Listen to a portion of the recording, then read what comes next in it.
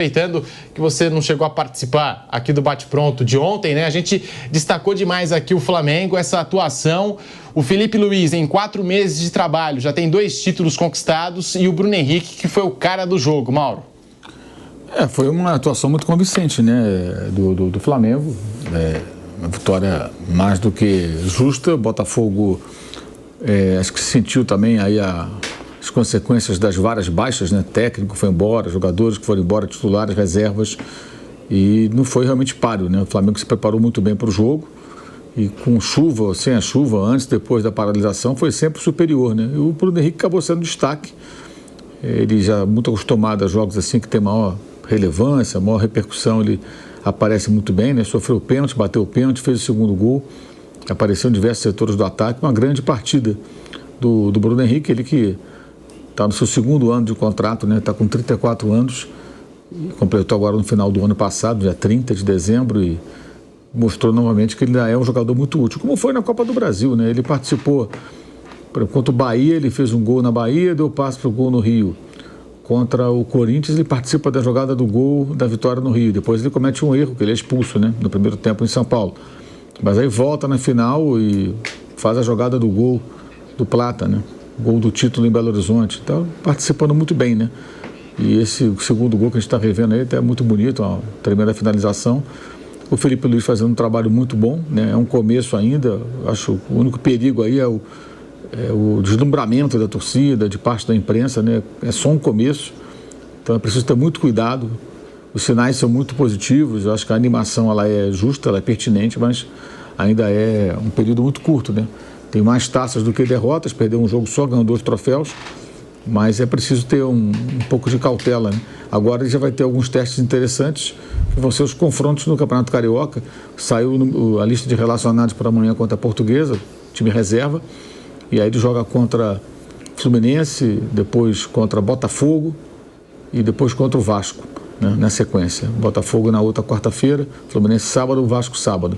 E nesses 3 clássicos, acho que ele vai ter boa oportunidade para testar os jogadores, o time e o estágio da equipe nesse momento, né? E alternou momentos de pressão no campo do adversário, contra-ataque, como nesse lance que o Flamengo desperdiçou a oportunidade, novamente pressionando a saída de bola e recuperando no gol do Luiz Araújo, que saiu do banco, né, e fez o 3º gol na jogada que a gente vai ver, acho que agora. Enfim, foi uma grande atuação. E o Botafogo, acho que teve aí um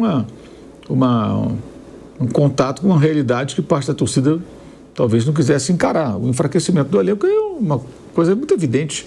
Você não perde jogadores que o Botafogo perdeu, todos de uma vez só, impunemente. E aí tem aquela questão, não tem o técnico. No ano passado também, o técnico chegou durante a temporada, antes do Luiz Castro, só que esse ano o Botafogo teve essa taça para disputar, perdeu, e tem outra nesse mês contra o Racing, a Recopa. Então, essa demora em definição do técnico, reposição de elenco, se é que vai acontecer, né? Isso, evidentemente, custa caro. No ano passado só tinha um Carioca. O Carioca não me interessa. Ok. Mas, dessa vez, tem outras taças em jogo. Já perdeu a primeira. Vanderlei Nogueira foi um domínio do Flamengo. 3 para o Flamengo, 1 para o Botafogo. E, pelo que foi a partida, as chances criadas, ficou até barato. Porque o Flamengo poderia ter vencido por mais o jogo. E agora a gente está vendo aí, sim, você que nos acompanha por imagens, o belo gol de Luiz Araújo, a pressão na saída de bola do Botafogo, e o Luiz Araújo também chamou muita atenção isso, né? O Flamengo, mesmo vencendo a partida por 2-0, mantendo ali a intensidade e não deixando espaços, né? Não deixando o Botafogo respirar no jogo, Vanderlei. Verdade, Pedro. Poderia ter sido mais, como você falou, num jogo atípico, né? Atípico pelo fato de ter chovido bastante, ter parado, depois ela ter recomeçado. Parece que a chuva não parava. E eu achei, para começar, de cara, um planejamento assim muito estranho em marcar essa final para Belém do Pará. Claro que eu não tenho nada contra Belém do Pará. Marcar para esse horário, né? Porque é a cidade que mais chove no Brasil. E sempre no final da tarde. Sempre. Tanto é que os jogos do Remo, abra aí, você vai dar uma olhadinha no campeonato estadual, os jogos do Remo são marcados às 18, 18h30, porque todo mundo sabe, o mundo sabe, né?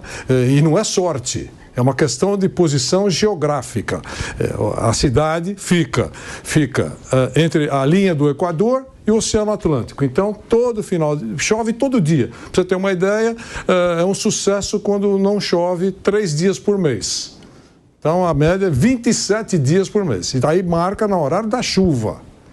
É sinal que deixa o bumbum na janela para estragar o planejamento. Essa é a primeira parte. É bom levar um espetáculo para uma cidade distante.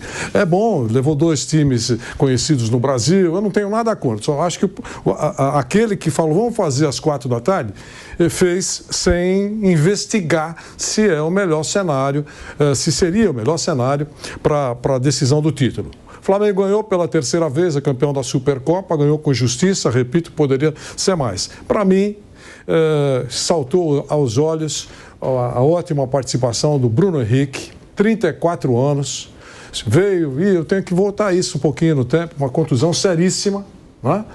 Ficou um tempão para se recuperar, todos, ou muita gente, não acreditava que ele voltasse, digamos, para ser útil para o Flamengo, né? Mas voltou naquele momento da volta mais rápido do que estava antes da contusão. Todo mundo ficou entusiasmado. Sofreu outras contusões e tal, mas é uma outra conversa. Mas claramente ele é útil, com 34 anos. Ficou muito feliz em ter feito a partida que fez. E eu fico muito satisfeito porque é o ressurgimento de alguém que tomou pancadas, né, no futebol. Isso quando um atleta sofre uma contusão séria, fica parado muito tempo, é realmente para explodir a cabeça. E o Bruno voltou bem, o professor Felipe Luiz agora tem que encaixar o time, melhor time. Esse é um problema que os técnicos adoram, né? Além de ter jogadores bons, olham para o banco e não choram. Então, é muito legal. Foi uma vitória justíssima do Flamengo, que promete fazer um ano, imagino, melhor do que a última temporada.